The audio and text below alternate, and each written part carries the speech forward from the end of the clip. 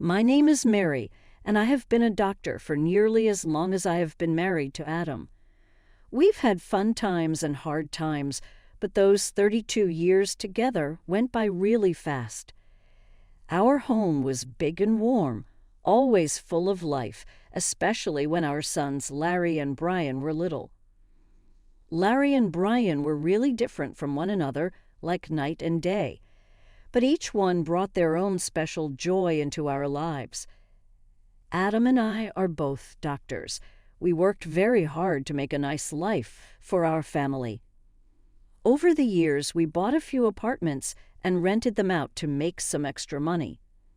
Life was good until one day Adam came home looking pale and more serious than I had seen him in a long time.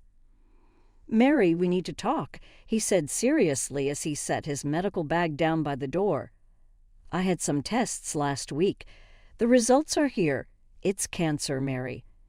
After that, there were many trips to the hospital, treatments, and long waits in waiting rooms. Adam fought hard, but the cancer just wouldn't give up. It was really sad to see the strongest man I knew get weaker and disappear. I had no medical knowledge that could help me with that kind of pain. One evening, while we were sitting quietly in the living room, Adam held my hand and said, "Mary, if things don't go as we wish, you have to make sure everything is okay with the boys. Less than text, the will is ready, and you will be okay with money." Soon after that talk, he was gone. The funeral was a sad event with family, friends, and coworkers coming from everywhere to show their support. But it was the silence in the house after everyone left that affected me the most. The empty spots where Adam was, with his things still in their normal places, it hurt to look and remember. A few days after the funeral, I was in the kitchen thinking about what to do with all the extra food. Larry walked in quickly, looking very worried and angry. Brian walked behind him, looking like he wished he was somewhere else. "Mom, we should talk about Dad's will," Larry said, being direct as usual. I let out a sigh and set down the cling film I was holding. "Sure, I understand. Your dad gave me everything. He wanted to check if I was handling things." Larry hit the counter with his hand and said, "But what about me and Brian? We are his sons. It's unfair that we get nothing." Brian walked in, trying to make things better. "Larry, let's take our time with this. Mom is still sad, and we can work this out without arguing." Larry gave him a glance and said, "It's simple for you to say. You don't think about the future the way I do." I rested against the counter, feeling their eyes on me. "Your dad and I made this life together, and he believed I would take care of everything." "I get what you're saying, Larry. I don't want to leave you out." "What happens next?" Larry asked, with his arms crossed and his voice raised. "Should we just wait until you think it's the right time to give us our share?" "Larry, please be careful with how you speak," I said, feeling a bit frustrated. "I am still your mom." Brian stepped in front of us, raising his hands like a referee. "You too, please. This isn't useful." "Mom, maybe we can find a compromise." I nodded and rubbed my head, thinking about it. "All right, this is what we can do. The apartments that your dad and I put money into, the ones in the downtown area." "Yes, those," Larry said. I gave him a look that told him to be quiet for a moment. "I was thinking you each take one. They're yours to live in or rent out. And from the savings, let's say $320,000 each to help you get started with whatever you need." Larry bit his lip, clearly doing the math in his head. "And the rest of the stuff, the house, the money?" he asked. "That stays with me for now," I replied. "When I'm gone, it will come to you as your father wanted." Larry looked like he wanted to argue more, but Brian nudged him and said, "Let's think about this. It's a fair start. Mom's not leaving us with nothing." Larry finally nodded, though he still seemed unhappy. "Fine, but I want this in writing, Mom. No more surprises." Of course, I agreed. We'll get everything documented properly. As they left the kitchen, I could hear Brian whispering to Larry, "Give her a break, will you? She's doing her best." Larry muttered something under his breath that I couldn't catch. Honestly, I didn't really want to. As I washed up the dishes, I wondered if Adam could see us and what he would think. I hoped I was making the right choice, but only time would tell. And time, that tricky thing, isn't always on your side. It was a sunny afternoon, one of those rare days that makes everything feel okay. Larry brought Julie over to meet me for the first time. They hadn't been dating long, but Larry was head over heels for her. You could tell by the way he was fussing over her, which wasn't like him at all. They walked in, and right away Julie had this confident air about her, like she owned the place. She was dressed up and strolled into my living room with barely a hello, her eyes scanning everything around. "Nice place you've got here," she said, flipping her hair back as she sat down without waiting to be invited. Larry was sitting beside her, grinning like a fool. I forced a smile, trying to be a good host. "Thank you, Julie. Can I get you anything? Coffee, tea?" "Coffee sounds lovely," she replied, then turned to Larry. "Babe, make sure it's black. No sugar." Larry nodded and headed to the kitchen, leaving me alone with her in my own living room, feeling like I was the guest. The silence was awkward until she finally spoke. "So Larry tells me you're pretty well off," she said, looking around at the decor. "I'm used to a certain standard, you know. My parents made sure of that." "That's good to hear," I said, not really sure what else to say. Larry came back with the coffee and handed Julie her cup. She took a sip and made a face. "Ma'am, it's all right. Anyway, we've been talking about our future together, planning ahead, you know." "That's wise," I said, glancing at Larry, hoping he'd give me some clue about where this conversation was going. Julie set her cup down and said, "Yeah, and speaking of planning, we've been thinking about the wedding. You know I want something special. Larry has probably told you. I saw this place that's perfect for a rehearsal dinner, but it's a bit pricey. It's about $50,000. I almost choked on my coffee. $50,000 just for the rehearsal dinner. Larry jumped in. "Mom, it's important to Julie. We want to start things off right." I put my cup down, feeling a storm brewing inside. "Look, that's a lot of money for a dinner, Julie. We need to be reasonable." Julie's face hardened. "Reasonable? Larry says you have the means. I don't see why we should compromise on something that important." Larry was nodding along with her, but I could see the unease in his eyes. He knew he was asking too much. "I'm all for celebrating," I said, trying to keep my voice calm. "But $50,000 is more than I can justify." Julie stood up, her chair scraping loudly against the floor. "I'm not used to compromising on my standards, Mary. I made it clear to Larry that I expected a certain standard of living." Larry tried to calm things down. "Mom, maybe we can find a middle ground." "There's no middle ground on $50,000 for a dinner, Larry. That's final," I snapped, my patience running out. Julie picked up her purse and glared at me. "Fine. If that's how it's going to be, then maybe we need to rethink some things." They left soon after, and I sat there stunned by what had just happened. The nerve of that girl coming into my home, drinking my coffee and telling me how to spend my money. It felt like a slap in the face, a wake-up call I wasn't prepared for. A few days later, I was out at the grocery store when Larry and Julie decided to drop by again. By the time I got home, Brian was awkwardly trying to entertain them in the living room. The tension in the air was so thick it made me want to turn around and leave, but it was my house. I gathered my courage and walked in. Julie, all dressed up as usual, handed me a list as soon as I put down my grocery bags. Mary, we've thought a lot about the wedding gifts, and here's what we've decided on. I hope this will be easier for you to handle." I quickly looked over the list she handed me. It was surprisingly reasonable.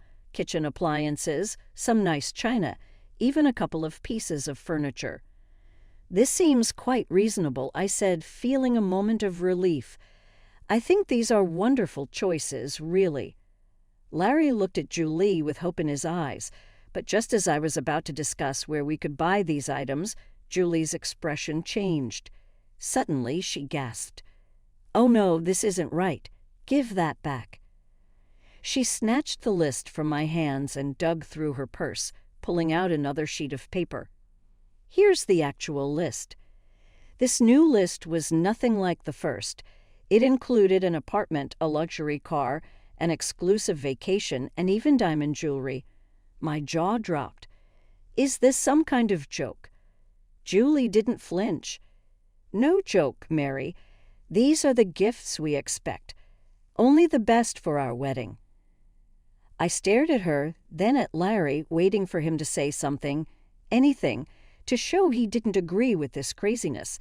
But he just stood there, looking between us, clearly conflicted, but saying nothing. I couldn't hold back anymore. "Larry, why are you letting her do this? You know this is unreasonable." Julie cut in, her voice rising. "This doesn't concern you, Mary. You just need to pay up and keep quiet." Brian stood up, his face serious. "That's enough, Julie. You're not going to talk to our mom like that. This is her house, and you're way out of line. You need to leave. Now." The room was filled with tension as Larry and Julie gathered their things. Julie was muttering under her breath, clearly angry. "This is ridiculous. We'll remember this." They left, and the door slammed shut behind them. I sat down, feeling the weight of the whole situation pressing on me. Brian sat beside me and put an arm around my shoulders. "We'll figure this out, Mom, but you can't let them push you into giving more than you can or should. It's not right." He was right, of course, but as I sat there with my son, I couldn't help but worry about Larry. How had things gotten so out of hand? How could he not see what this was doing to our family? The silence that followed was filled with unspoken worries and fears for the future. I knew then that this was far from over. It was only going to get harder from here. In the weeks that followed, I received constant phone calls from Larry. Each one was more demanding than the last. His tone was desperate and sometimes almost frantic. "Mom, you don't understand. I can't look poor next to Julie's family," he'd argue, his voice cracking with stress. "You have the money. Why can't you just help me out here?" I sat at the kitchen table, phone pressed against my ear, feeling a knot in my stomach. "Larry, it's not about the money. It's about living within your means. Julie's expectations are too high, and you can't keep up with them without going into serious debt." He scoffed, his frustration boiling over. "What do you know about it? I'm not going to live like a pauper. I need more from the inheritance now. The amount you've offered isn't enough." "Larry, I've offered to cover half the wedding costs, up to $135,000, and give an $8,000 gift. That's more than generous. Everything has to be agreed upon with me, though. No surprises." There was a pause, then a sharp laugh from him. "That's nothing. You're just being stingy. You have $1 million sitting there. Why are you holding out on me?" "Because it's not just about the money," I replied, my patience wearing thin. "It's about not feeding into this unrealistic fantasy that's going to ruin you." He yelled loud enough that I had to pull the phone away from my ear. "I don't need this. I'll handle it my way. Forget you." And with that, the call ended. Months passed in silence. I tried to keep myself busy with daily routines, trying not to worry about Larry, but the peace was short-lived. One afternoon, the phone rang, and it was my sister-in-law, Hannah. "Mary, I thought you should know." Hannah's voice was hesitant, careful. "Larry is flying all the wedding guests to Bermuda. He sold his apartment to pay for it and expects you to get there on your own. He mentioned you weren't interested in helping." I hung up, a mix of anger and sorrow swirling inside me. How could he be so reckless? Before I could process it all, Brian came into the room. His expression was serious. "Mom, there's something you need to hear." I recorded their conversation when they were sitting here in the living room. He handed me an audio recorder. I pressed play, and the voices of Larry and Julie filled the kitchen. "Your mom is just a nasty old woman with a fat wallet," Julie's voice said coldly. "We need to squeeze as much as we can out of her and then cut her off." Larry's voice responded, just as chilling. "Whatever it takes, Lauren. I'm not going to let her control us. If it comes down to it, I'll kick her out in her underwear." I turned off the recorder, my hands trembling. Hearing my own son speak like that about me, his mother, was too much. The room spun as I tried to understand the depth of his betrayal. Deciding to fly to Bermuda wasn't easy.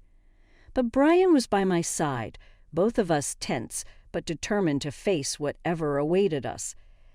When we landed and approached the venue, I was taken aback by the sheer extravagance of it all.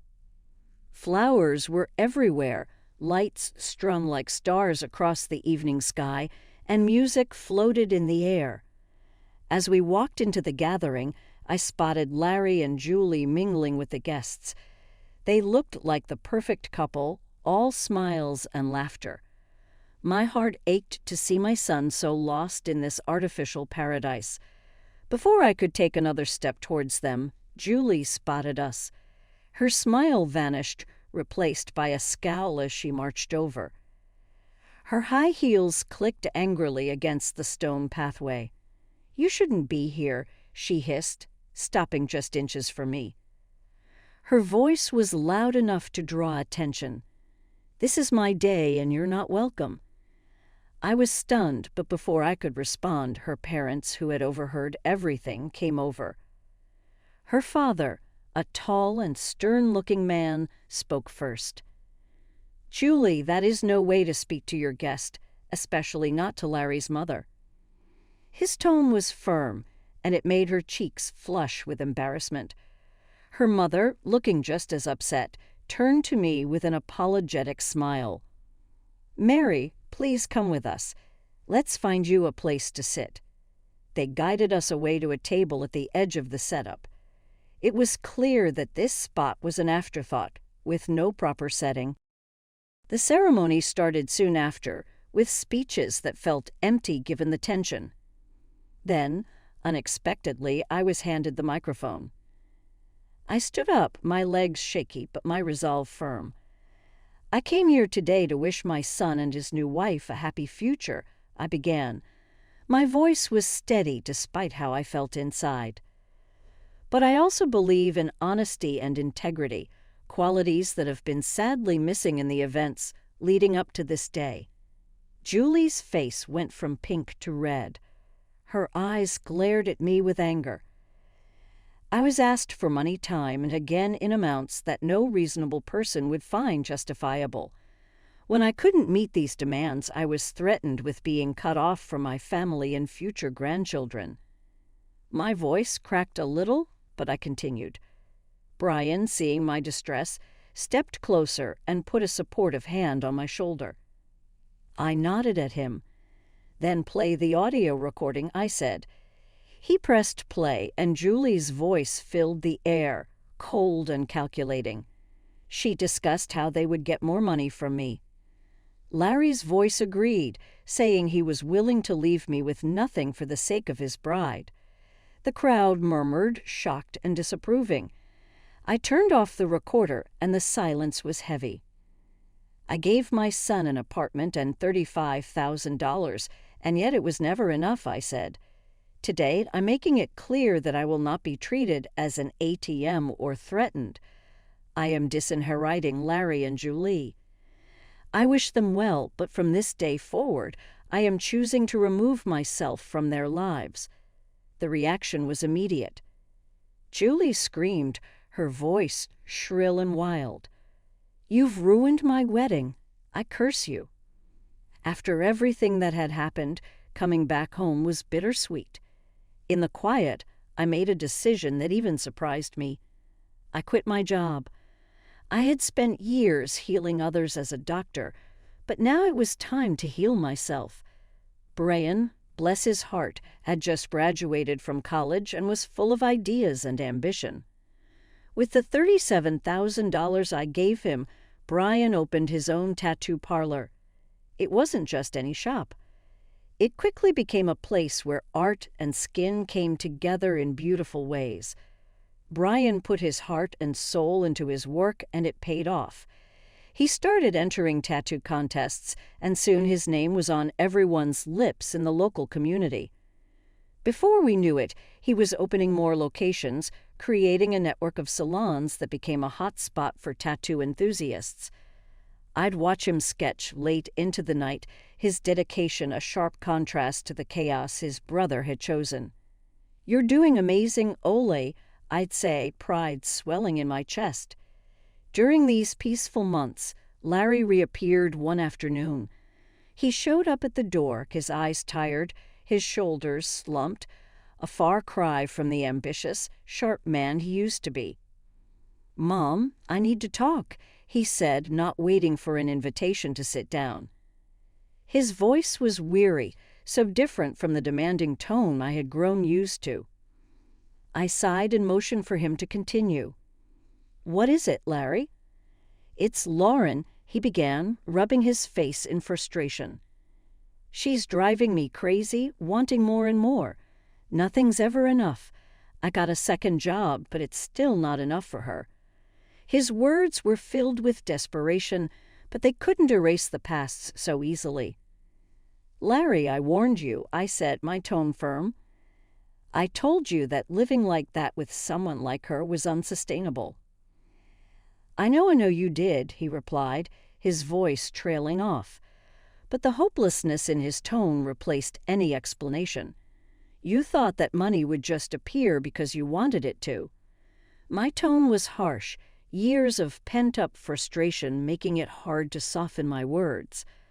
"Look at your brother," I said. "He started with the same amount and made something of himself without stepping on others." Larry bristled. "Yeah, well, not everyone's like Brian, are they?